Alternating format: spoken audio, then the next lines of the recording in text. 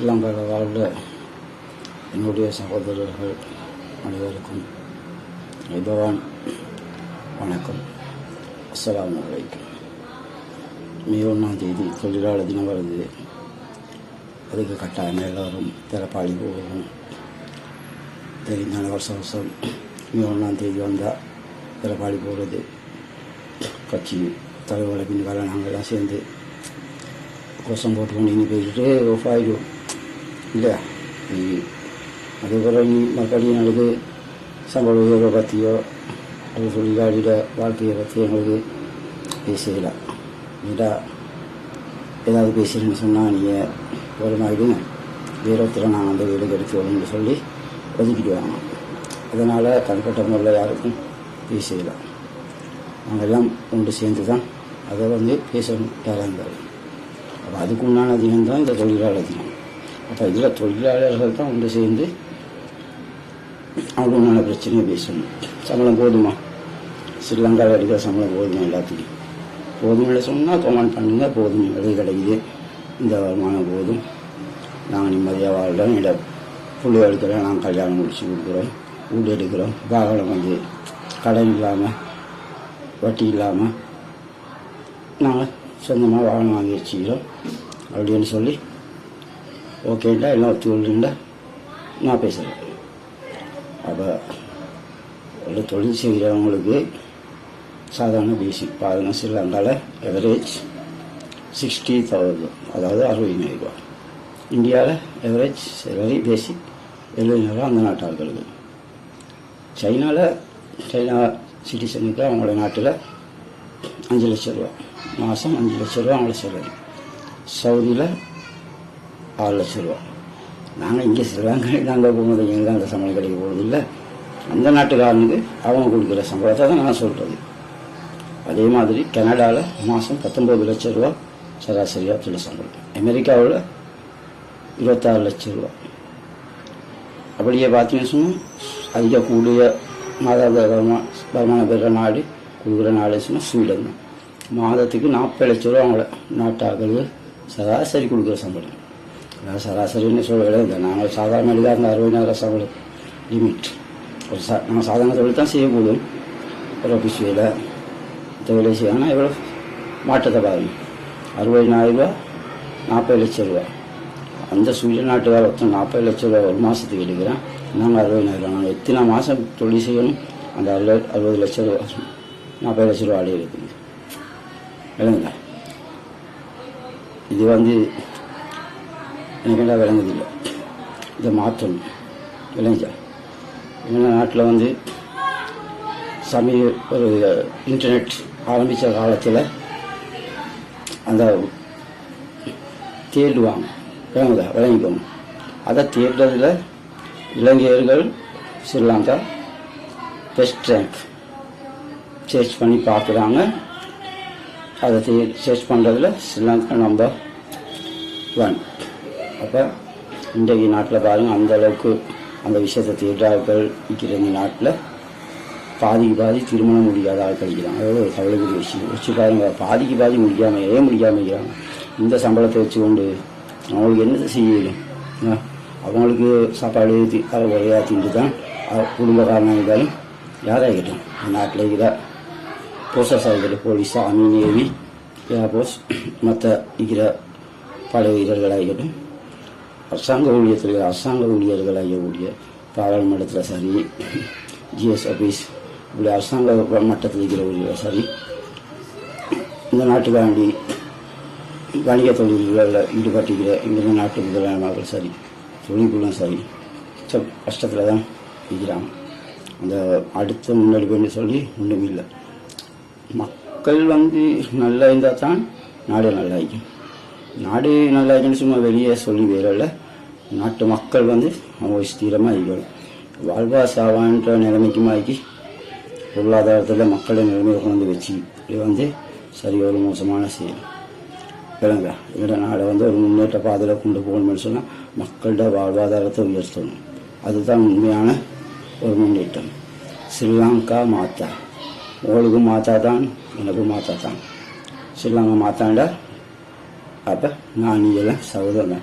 நீ பெரும்பான்மையினத்தை கூடிய சிங்கள சகோதரர்கள் கூடும், 2ஆம் இடத்துல ஈழத்தமிழ் சகோதரர்கள் கூடும், இன்னொன்று முஸ்லீம் சகோதரர்கள் கிறிஸ்தவர்களாகி கூடும். இந்த நாட்டில் இங்கே வாழ்கிற வெளிநாட்டவர்களாகி கூட இந்த நாட்டில் எல்லாரும் சகோதரமாக தான் வைக்கிறவங்க இல்லைங்க. அப்போ பூமியில் தாய், இந்த தாய் தான் உங்களோட தாய், ஸ்ரீலங்கா மாத்தா. அந்த தாய் கவலைப்படுறான். எந்த தாயாக இருந்தாலும் அவங்கள பிள்ளை நல்ல ஒரு நிலைமைக்கு நல்ல ரெஸ்பெக்டாக ஜென்மனாக வாழணும். இன்னொருத்த ஒரு கீழப்பட்டமாக அடிமத்தனமான வாழ்க்கை இந்த தாயை எதிர்பார்க்க மாட்டா. அதே தான் இந்த ஸ்ரீலங்கா தாயும் எதிர்பார்க்கவே மாட்டா. அவர் நினைப்பா, இந்த பிள்ளைகள யார் சொல்ல புள்ள மற்ற புள்ளை எல்லாத்தையும் சேர்த்து நல்ல மாதிரி காப்பாற்றுவாண்டு அந்த தாய்க்கு தெரியும். அது ஒவ்வொரு காலத்துலேயும் ஒவ்வொரு புள்ளைய அந்த தாய் உருவாக்கி தான் இருக்கிறார். ஆரம்பத்தில் எனக்கு தெரிஞ்ச அரசியல், எனக்கு 45 வயசு, எனக்கு தெரிஞ்ச அரசியல் நான் வாழ்ந்த காலத்தில் எனக்கு சிறு வயதுலேருந்து பிரேமதாஸ் ஜனாதிபதின்றதுக்கு ஒரு அளவுக்கு நல்ல மாதிரி நாட்டு மக்களை கொண்டு போனார். இல்லைன்னு சொல்ல நான் அனுபவத்தில் நிறைய ஒரு பொது டாய்லெட் ஒன்று கெட்டதே எங்கள் ஏரியாவில் கொள்ளும் 12 சென்ட்ரல் ரோட், அங்கே தான் நான் புரிஞ்சு வந்தேன். இல்லாமல் அந்த இடத்துல ஒரு பொது டாய்லெட் ஒரு 10 ரூபாங்க, அதில் தான் எங்களை விடும். அந்த பொது டாய்லெட் கிட்ட கூட ஜனாதிபதி கூடிய மீதகு எங்களை பிரேமதாச மாத்தியா பார்த்து உணிக்கிறார். அப்போ நான் சிறுவர்கள், அப்போ சந்தோஷம், ஜனாதிபதியை நாங்கள் பார்க்குறோம் அடியே சொல்லி. அப்போ அந்த டைமில் வருடம் 2000 யாவருக்கும் புகழிடம் என்று சொல்லி வீதி எங்கும் தெருவிறக்குமாய் மின்றமாக்கி எல்லா இடத்துலையும் போட் போட்டு அதுக்கு மின்னில் ஒளி விளக்க போட்டு ஃபுல் வெளிச்சம். ஸ்ரீலங்காவில் நிறைய இடங்களில் நைட்டுக்கு அப்படி ஒரு வெளிச்சம். மஷாலா அவ்வளோ ஒரு அழகான ஒரு அரசியல் அமைப்பை நாட்டுக்காண்டி செஞ்சுட்டு போனாங்க அந்த மனுஷன். அதே மாதிரி வீட்டோட நிறைய வீடுகளை கட்டி கொடுத்து முன்னிட்ட பாதையில் போனார். அதோட செப்டர் ஏதோ காலத்தின் கட்டாயம் அப்படி முடிஞ்சிருச்சு. அதுக்கு போல எனக்கு தெரிஞ்சதில் நான் மதியக்கூடிய ஜனாதிபதினு சொன்னால் எங்களோட சிங்கம் மஹிந்த ராஜபக்ச தான். ஏன் தெரியுமா, அந்த காலத்தில் இந்த யுத்தத்தால் இந்த 80s கிட்ஸ் 90 கிட்ஸாக இருக்கிற நாங்கள் இந்த யுத்த பிரச்சனையால் நாங்கள் டீனேஜர்ஸ், 80ஸில் நாங்கள் கிட்ஸ், 90ஸில் நாங்கள் டீனேஜர் ஆகிட்டோம். இதை பாரிய ஒரு மிச்சம் ஒரு கஷ்டமான நிலைமை தான் எங்களை காலங்களை கழிக்க வேண்டியதான். எந்த ஒரு முன்னேற்ற பாதையும் போகல. ஏன்னா 4 யுத்தத்தில் மூழ்கி ஒரு பாரிய பிரச்சனைகள் தான் இருந்துச்சு. இதை காக்கோள் இதுங்களே காப்பாற்றணும் வர மாட்டாங்க. நாங்கள் இந்த டைமில் என்ன இதாக கொடுத்துருக்குங்கள சிங்கம் மஹிந்த ராஜபக்ச மாத்தியா அந்த பிரச்சனை கிளீனாக முடித்தார். நாட்டுக்கு இதை பாதாள உலக கொட்டி இல்லாமல் போட்டார். அதுக்கப்புறம் நாட்டை அபிவிருத்தி பாதனை செஞ்சார். செய்யாமல் இல்லை, செஞ்சதுக்கு எனக்கு தெரிஞ்சதுக்கு 2வது செஞ்சார்.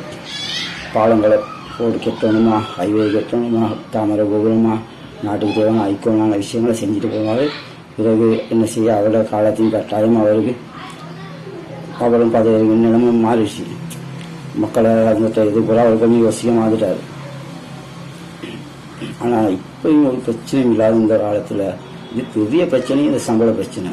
அப்போ இந்த சம்பள பிரச்சனை மே 1ஆம் தேதி தொழிலாளர்கள் தான் கூடணும். இந்த நாட்டில் சம்பளம் எடுக்கிற அனைவரும் பாருங்கள், எல்லாத்தையும் கஷ்டம் தானே.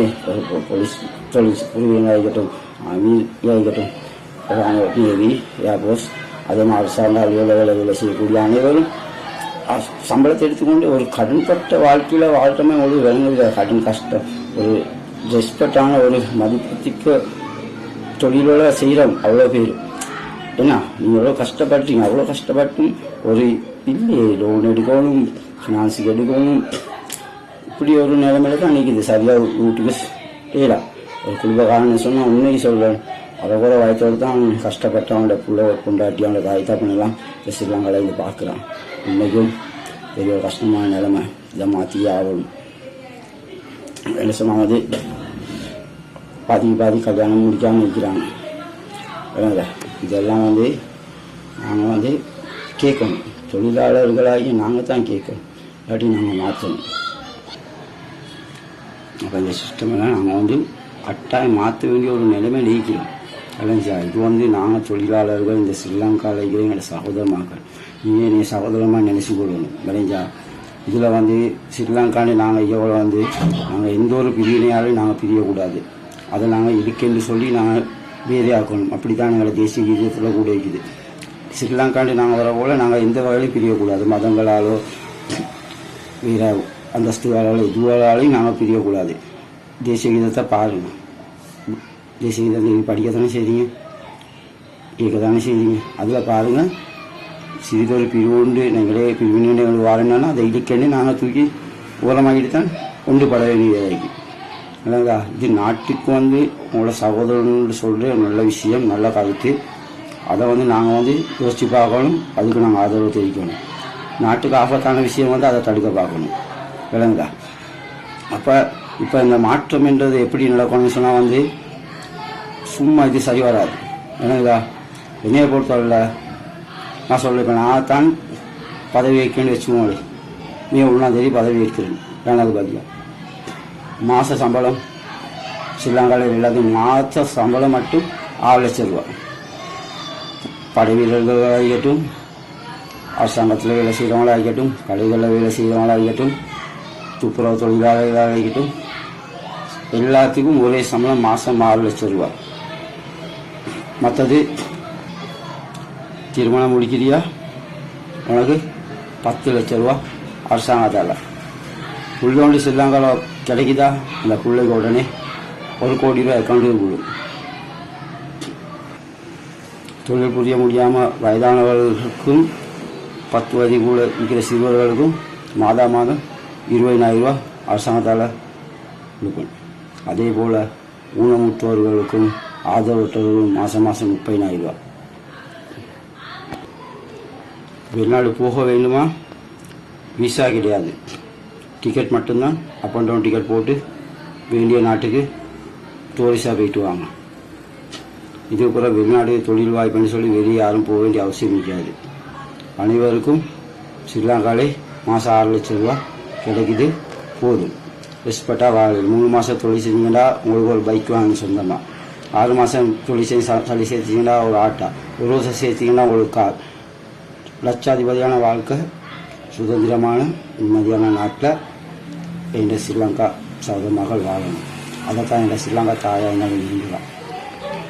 இந்த நாட்டில் போதையே இல்லாமாக்கி போடுவேன். இந்த கனிமனிதன் பாவனைக்கு நான் இது சொல்லலை, இந்த நாட்டில் ஈக்காது. 6 லட்ச ரூபா மாதம் சம்பளம் எடுக்கிற எந்த படை வீரனாக இருந்தாலும் எங்கள் நாட்டுக்கு விரோதமான எதையும் இந்த நாட்டுக்கு அனுமதிக்க மாட்டான். அதே மாதிரி நான் உங்களுக்கு தடை போடலை. உங்களுக்கு மாதாந்தம் லட்சக்கணக்கில் சம்பளமாக கூட்டிக்கு விசா இல்லாமல் டிக்கெட் எடுத்து வெளிநாடு போகலாம். நீங்கள் வெளிநாட்டில் போயிட்டு வேறு நாடுகளில் உங்களை வேறு வீட்டில் செஞ்சு போவோம். ஸ்ரீலங்காவில் ஒன்றும் செய்யலாம். ஸ்ரீலங்காவில் சம்பாதிக்கணும், குடும்பத்தோட சந்தோஷமாக வாழணும். இதுதான் என்னோடய திட்டம். முன்னுரிமை எல்லாத்துலேயும் முன்னுரிமை இருக்குது. அப்போ இந்த ஸ்ரீலங்காவில் வந்து முதலாவது ஸ்ரீலங்கா பெற்ற புள்ள எங்களோட சகோதரர் சிங்களவர், அவர் எங்களோட பிரதர் மூத்தவர். 2வது தமிழர், அதை எங்களோட இளைய பிரதர். 3வது முஸ்லீம் நாங்கள். 4வது கிறிஸ்தவம். இந்த படிமுறை தான் ஏன்னா பிரதர், எல்டர் பிரதர், அதுபோல் மற்ற பிரதர். நாங்கள் அந்த படிமுறையில் தான் நாங்கள் நாட்டை கட்டமைக்கணும்.